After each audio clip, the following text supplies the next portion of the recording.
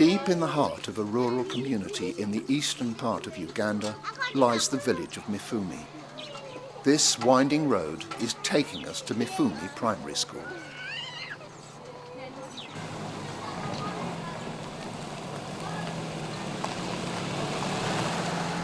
Established in the 1980s, it currently has more than 600 children.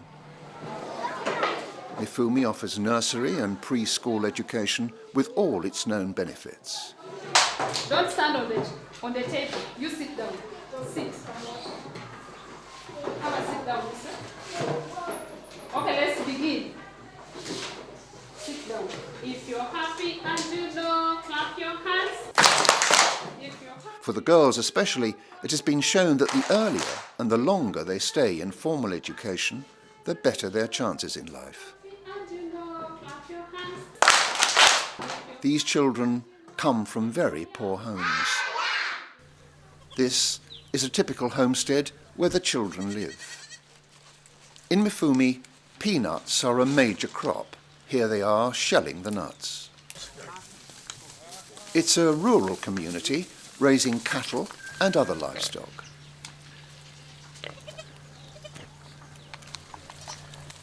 All the children walk to school. Volume, if nobody can remember. One of the important subjects at the school is science. The science teacher is Mr. Segea Valentine. You cannot take up the reading while standing up here. You must go to the level where it is and try to see exactly where. What is it? So the children have really taken to science, as we will hear from Augustus. 21. I am the head boy. They teach us maths, science, SS and English. The subject I like best is science. My science teacher is Mr. Saga Valentine. He teaches us respiratory system, sanitation, and basic hygiene. Science is a part of health, our body, and part of even a home. The school receives help from supporters who do much to change the lives of many. People in the UK and worldwide have helped this rural primary school, particularly from Jersey. I got involved in Mifumi soon after I retired as headmaster of St Michael's School here in Jersey. I would say that Mifumi Primary School is a beacon of hope in a very impoverished part of Uganda. The education of children is fundamental in order to establish good relationships within families and homes and in the business world. They must be very generous because, one, they are donating to a place where they don't know. They have never reached there. And after a long time, they only come in to see how far the place has moved in comparison to the support they have given.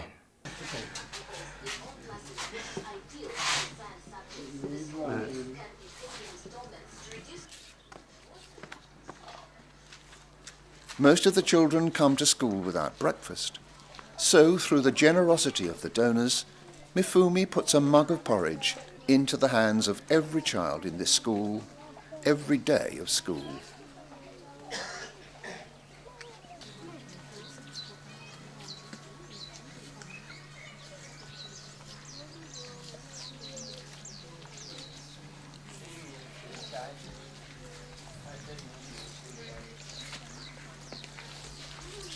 The village has its own community clinic.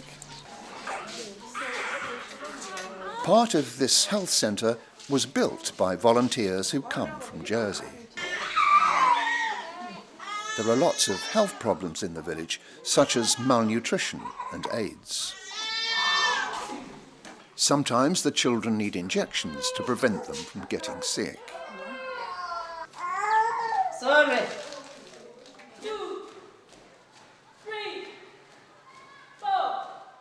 karate gives the girls confidence to believe that they can do anything that they set their minds to.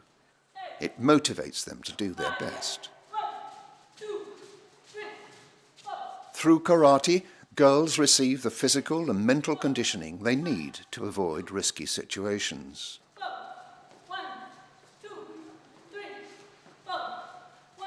The karate girls have a great role model in their trainer, Barbara. Karate has changed the lives of the girls in a way that girls can defend themselves, girls are confident, they can lead, they can even demonstrate in front of a very big crowd. And also it has made them resist situations like dropping out of schools, early marriage and HIV and AIDS infections. The children are fortunate in having running water at school.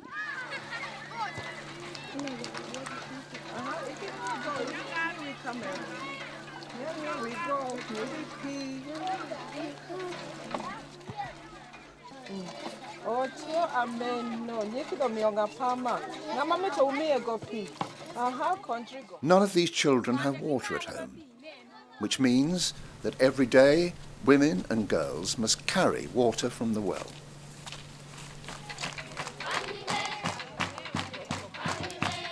One of the prevalent cultures in Uganda is called bride price. This is a payment made to the parents of the bride in exchange for the hand of their daughter in marriage. Girls as young as these have often been forced to marry, which means that they have to leave school earlier than they should.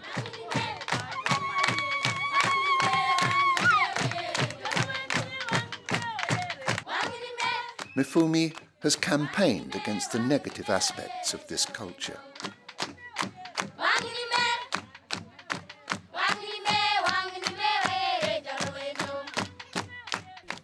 My name's Glyn Turner, and I'm the co-founder of Mifumi. I met Atuki. We were both in Kenya at the time, and she talked about this village, Mifumi village, and I was very intrigued. So when I visited Uganda back in 1990, she talked about wanting to help the school and these sorts of things, and so I was totally hooked. I feel that irrespective of where you're born, you should have the same opportunities. And quite obviously at that time, the children in Mifumi village were not having the same opportunities. If you're born in Manchester or you're born in Uganda, you should have similar opportunities in life, and education is fundamental to that. The way I came to be involved with Mifumi is when my parents retired in 1984, and they moved back to Mifumi village, which is where our home is. So when my parents came here, they became part of the community and rallied around the community which was trying to build this school. So we used to volunteer here at the school during my S4 VAC, S6. During law school, I'd volunteer here during my vacations. And I had a classroom which was at first under a tree, and then later on I was in a mud hut. The children I was teaching sat on the floor, on the sand. Some sat on tree stumps, and they wrote. We didn't have any books, so they wrote in the sand. If we wanted to learn how to tell the time, we went out and looked at the sun. So it was really a pleasure teaching them. I feel that this is a very worthwhile investment for anybody who wants to see an area that has suffered so much over the years come to life again.